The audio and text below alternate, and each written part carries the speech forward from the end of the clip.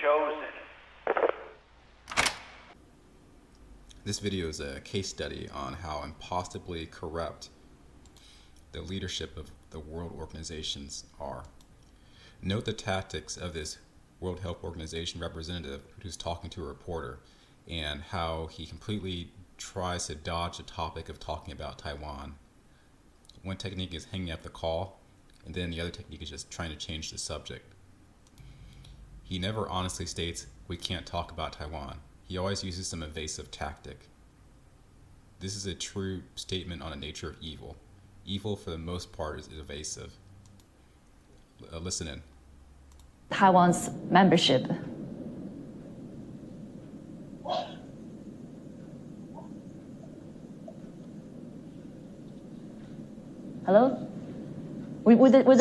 I can't hear. I couldn't hear your question. Okay, yeah. Let me to another one then. Right, because I'm actually curious. I can't hear. I couldn't hear your question. Okay, yeah. Let me. This is a lie. Let me repeat the question. No, that's okay. Let's move to another one then. Why do you want to change the topic? Right, because I'm actually curious on talking about Taiwan as well, on Taiwan's case. Bloop. He hangs up the phone. You see how he has a change in his posture? I'll show you again.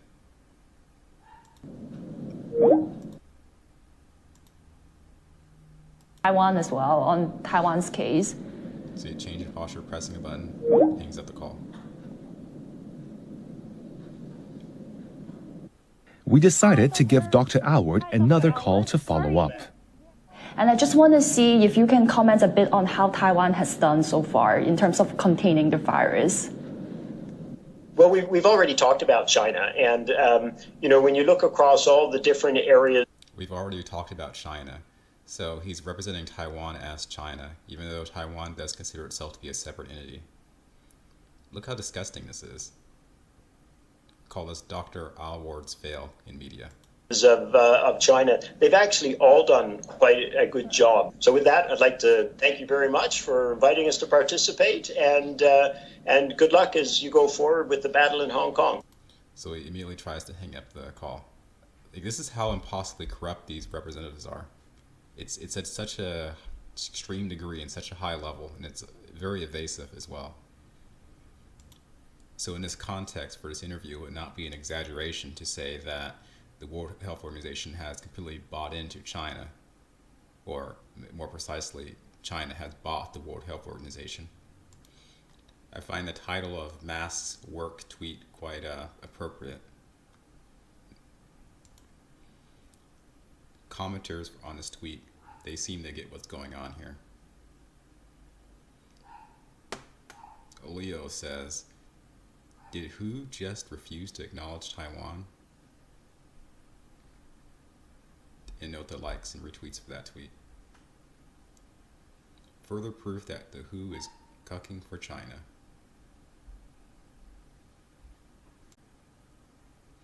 Today on PajamaMedia.com, an article materializes on the previously mentioned WHO expert.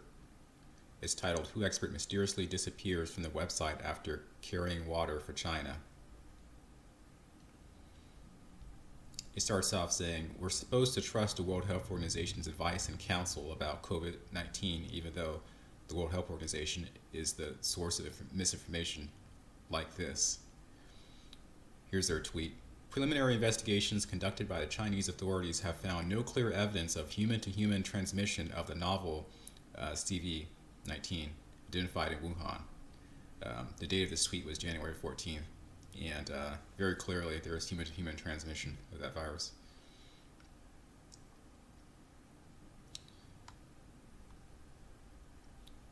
There's a Global Times tweet which states, "In an interview with Channel 4 on March the 4th, Dr. Bruce Aylward of WHO praised China's prevention work, saying potential patients were well organized and tested quickly.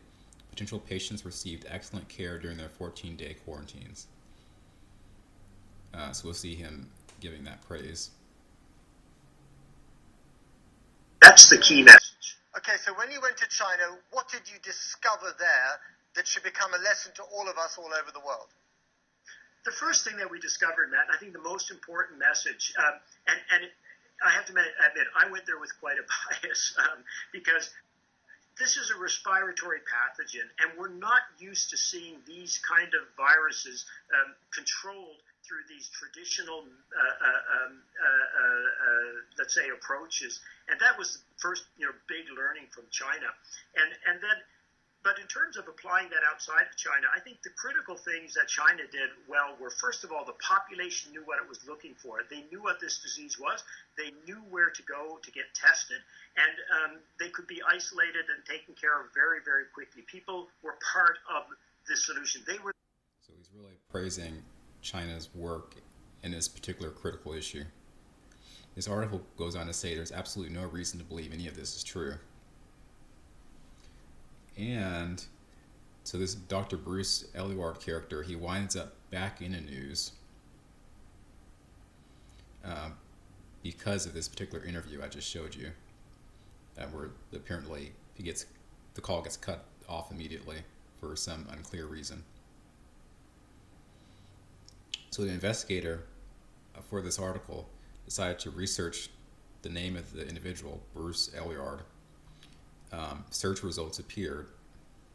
The results basically state that he's a Canadian physician and epidemiologist by training, and that he's author of over 100 peer-reviewed articles and book chapters.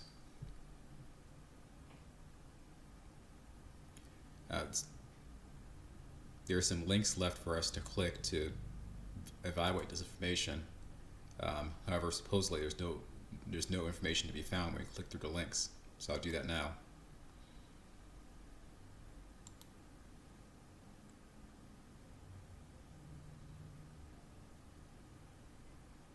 This is the World Health Organization page, and it shows the leadership team. Here's the executive directors.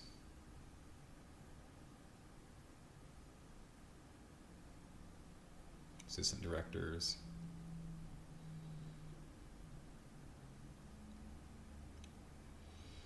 As you see, many of these individuals are doctors.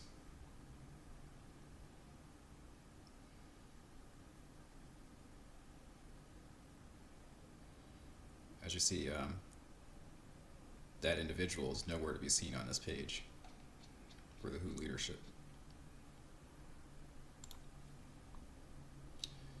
His previous rank was Assistant Director General. This is the actual page that previously existed for Dr. Aylward. It can still be found using Internet Archive Wayback Machine.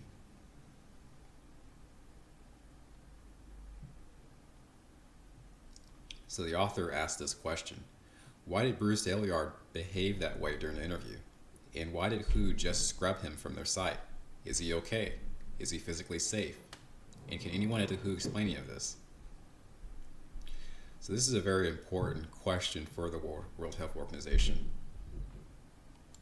It appears on the surface that the organization chose to scrap this member because he was caught obviously deflecting Taiwan's sovereignty and basically covering for China.